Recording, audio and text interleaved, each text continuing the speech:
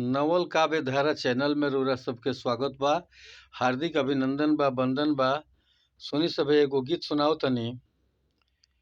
एक बेरी राम कह जिंदगी संवर जाई, दुख वाला बोझा तोहरा माथा से उतर जाई। नाम के बड़ाई हम कहाँ ले कहीं भाई हो, केवट जैसे पूरा परिवार साथे तर जाई।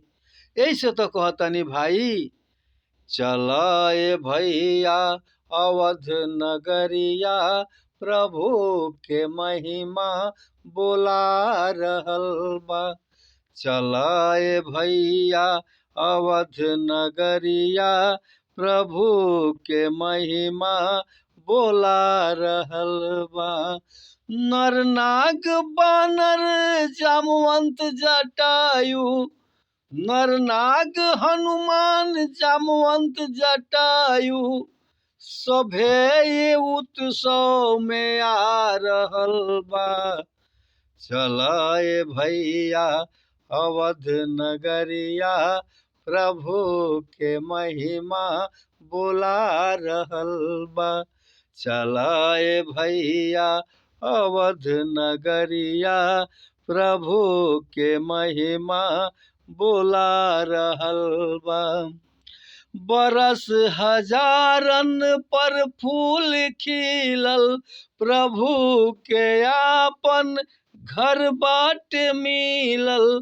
बरस हजारन पर फूल खिलल, प्रभु के आपन घर बाट मिलल।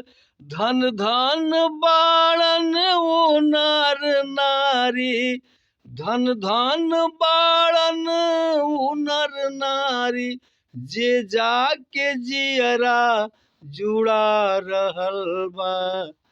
चला ए भैया अवध नगरिया, प्रभु के महिमा बोला रहल बा।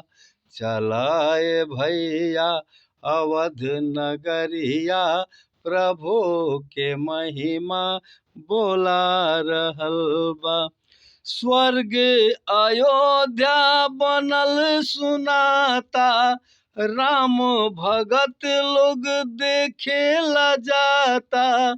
स्वर्ग अयोध्या बनल सुनाता, राम भगत लोग देखे ला जाता। देश के कोना कोना से उहवा, देश के कोना कोना से उहवा, पूजा ला सब कुछ ढोआ रहल बा।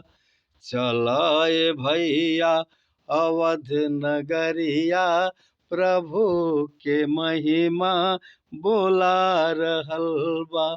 चला ए भैया अवध नगरिया, प्रभु के महिमा बोला रहल बा।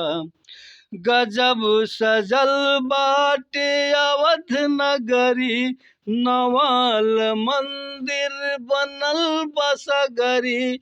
गजब सजल बाटे अवध नगरी, नवल मंदिर बनल बसगरी। राम के रंग में सभे रंगाइल, राम के रंग में सभे रंगाइल, सभे भक्ति रस में नहा रहल बा। चला ए भैया अवध नगरी, प्रभु के महिमा बोला रहल बा। चला ए भैया अवध नगरिया, प्रभु के महिमा बोला रहल बा। चला ए भैया अवध नगरिया, प्रभु के महिमा बोला रहल बा। नर नाग हनुमान जामवंत जटायु, नर नाग हनुमान जामवंत जटायु, सभे ए उत्सव में आ रहल बा। चलाए भैया अवध नगरिया, प्रभु के महिमा बोला रहल बा। जय जय श्री सीताराम, हर हर महादेव।